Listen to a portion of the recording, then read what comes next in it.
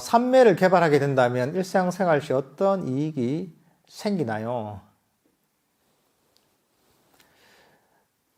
삼매를 사실 개발하는 과정에서 아까도 말씀드렸다시피 끊임없이 달리던 마음이 멈추게 됩니다.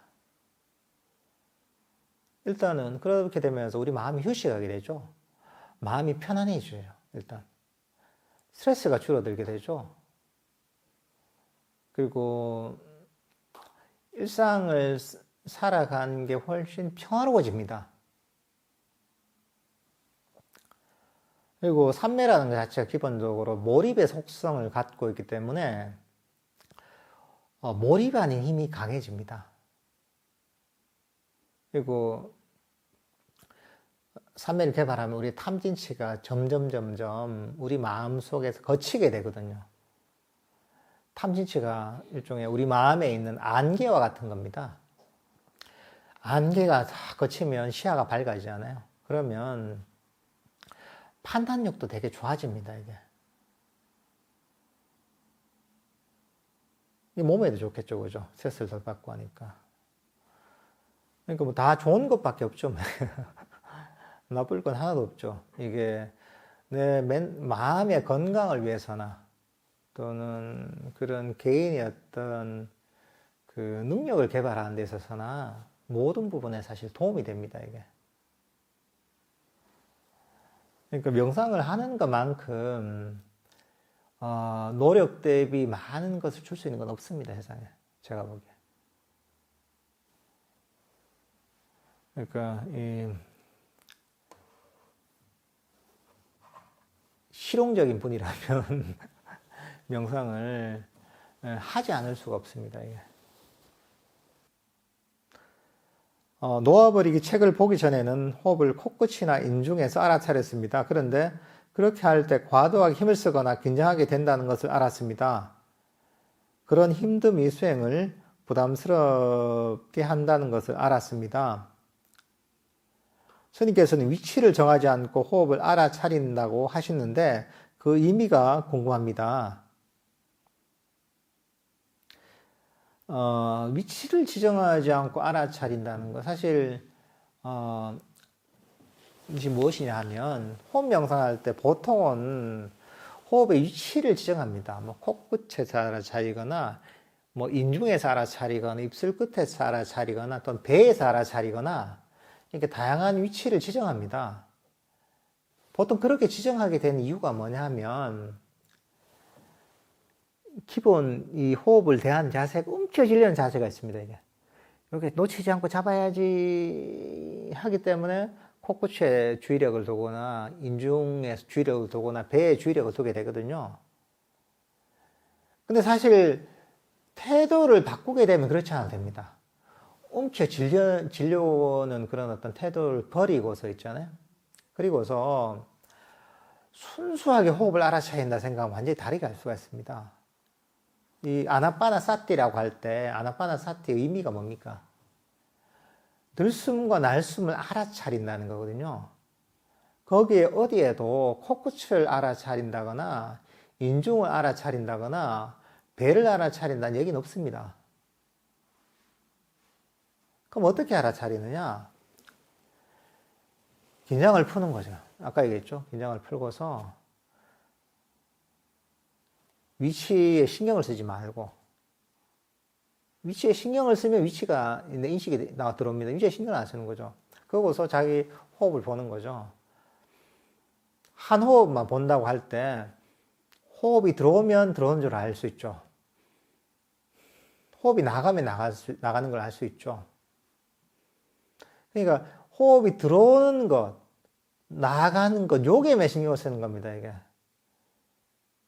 그러니까 위치에 신경을 안 쓰는 겁니다. 그 호흡이 들고 남을 알아차릴 때도 편안하게 하는 겁니다, 그냥. 우리가 창밖에 어떤 풍경을 지켜보듯이 호흡을 아는 겁니다. 들숨 일어났구나. 날숨 일어났구나. 처음에는 이게 위치가 좀 인식이 좀 될 수도 있습니다. 그렇지만 위치에 신경을 안 쓰다 보면 나중에 위치에 대한 인식이 사라집니다. 그냥 들숨과 날숨만 알 수가 있습니다. 들숨이라면 들숨이라는지 알 수 있잖아요.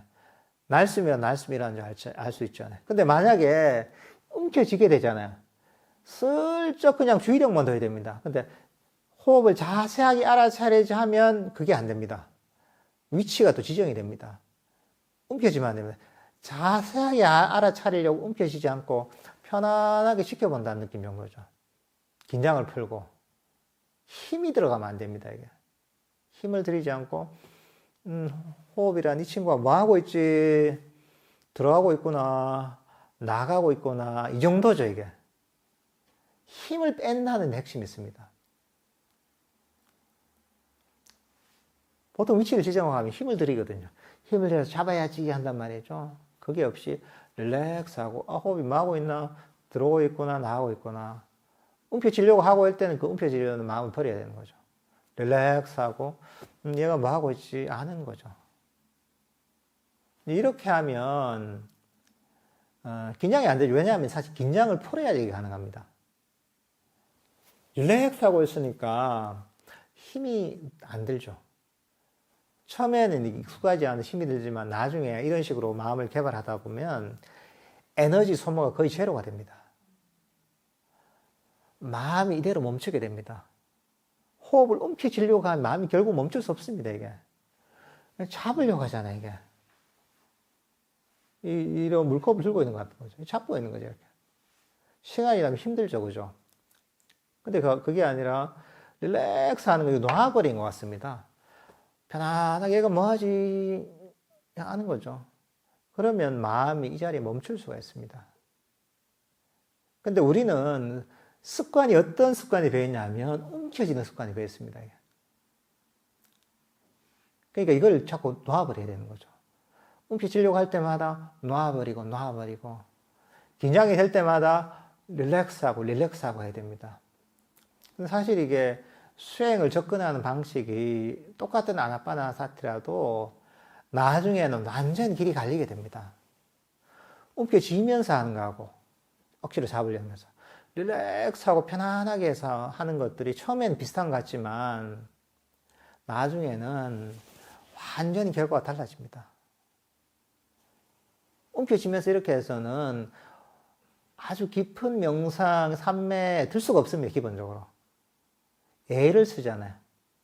그러면 항상 애를 쓰기 때문에 벌써 욕심이 깔려 있습니다. 이게 움켜쥔다는 것은 벌써 뭔가 잡으려고 하는 그 욕심이 깔려 있습니다. 이게 의지가 나타나면 벌써 욕심이 생깁니다. 기본적으로. 의지는 어디서 오느냐? 사실은 의지는 에고에서 옵니다. 이게 내가 알아차려야지. 내가 집중해야지 하잖아요. 그게 뭡니까? 에고잖아요, 이게. 에고의 작용을 멈추려면 의지의 작용을 멈춰야 되는 겁니다. 릴렉스 할 때는 의지가 멈춥니다, 이게.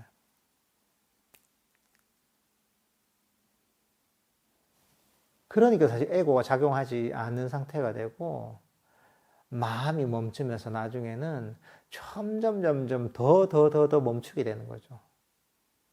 그런 상태는 에너지 소모가 거의 없는 상태고, 그리고 멈췄기 때문에 정신적 에너지가 점점 충전이 됩니다. 이게 마음의 멈춤에 비례해서 정신적 에너지가 거기에 비례해서 강력해집니다. 이게 마음이 움직이잖아요. 움직이면 정신적 에너지가 쭉 빠져버립니다. 이게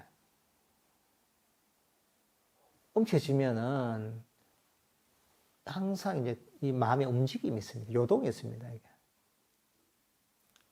요동을 없애려면 움켜쥐어서는 불가능하죠. 놔버려야지 가능한 거죠.